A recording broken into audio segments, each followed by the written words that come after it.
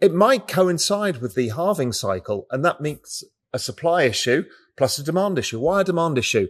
Well, because global liquidity is what M2 is. So if there's more liquidity, there's more money that flows into crypto. As liquidity comes out of the system, there's less money. One of the other things that's been weighing on crypto has been inflation. It's a long duration asset, and long duration assets need to worry about the discount rate, and inflation is part of that, plus interest rates. Interest rates have risen, inflation has risen, risk assets get discounted more. So we've got to that, but I think you can understand by now, I think we're at the big turning point in the economy where inflation starts falling, but growth collapses. That brings down yields. And if it brings down yields, it starts allowing stuff further out in the duration curve, like 10-year bonds, 30-year bonds, technology stocks, and really crypto, because it's the most forward, longest term asset of all, to start outperforming.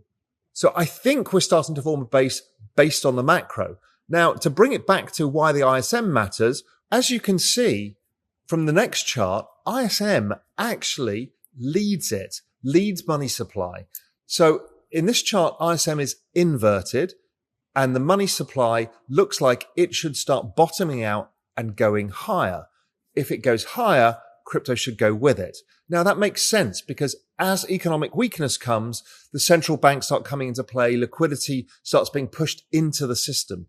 We're already seeing it in China. That's probably picking up the money supply growth already, but I think we'll see it globally.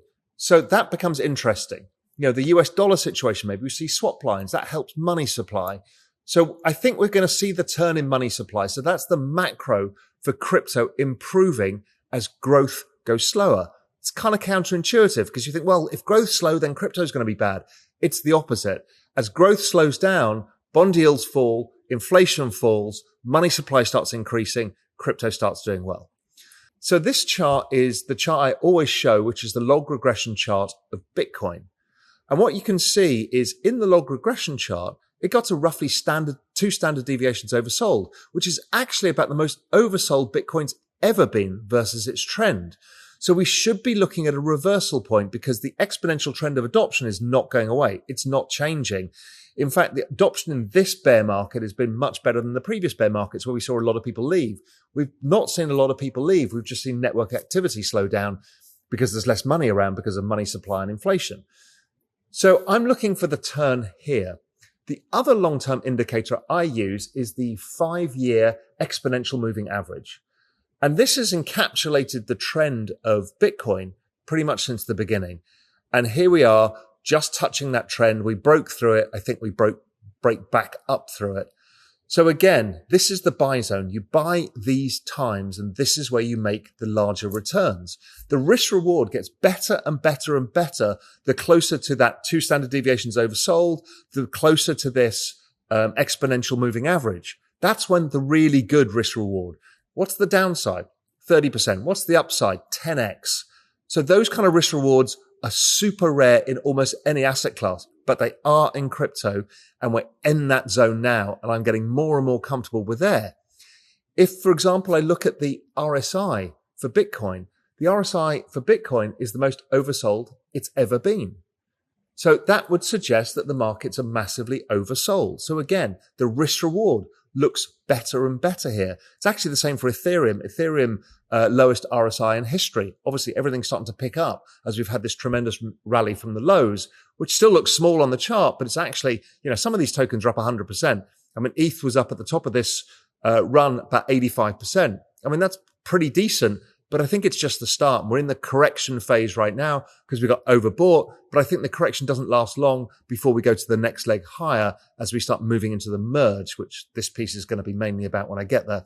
Another chart that shows us where we are is the Bitcoin rainbow price chart.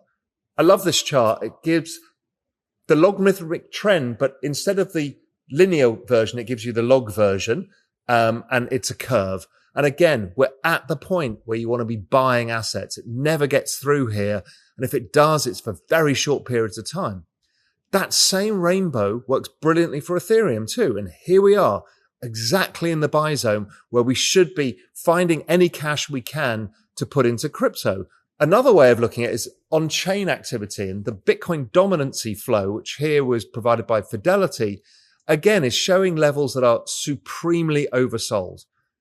These kind of on-chain indicators are all over the place showing exactly the same thing, this is the level that we should be looking to aggressively accumulate crypto. And again, because of the macro, because of the price structure, I'm starting to get incredibly excited again about what crypto could do.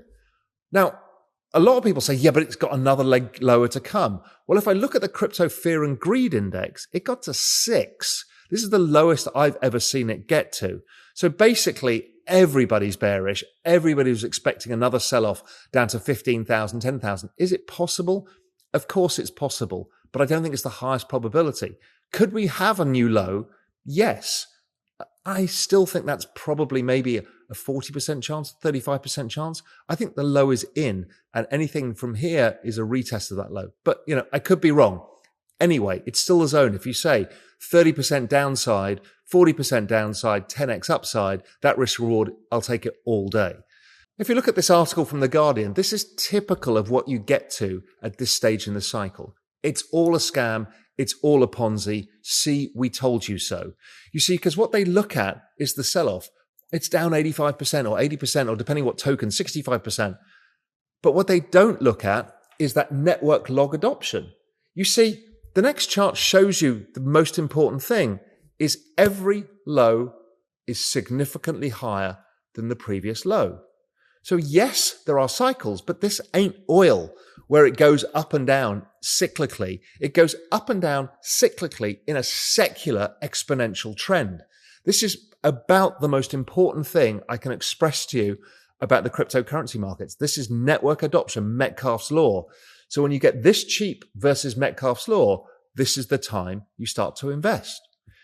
This other chart has been around since 2014, and it was using, again, like that Bitcoin rainbow, using that kind of log curve to show you where it could go for network adoption models. And it's been following this really well. I mean, back in 2014, it was kind of predicting prices for 100,000 or for about 2020, 2021.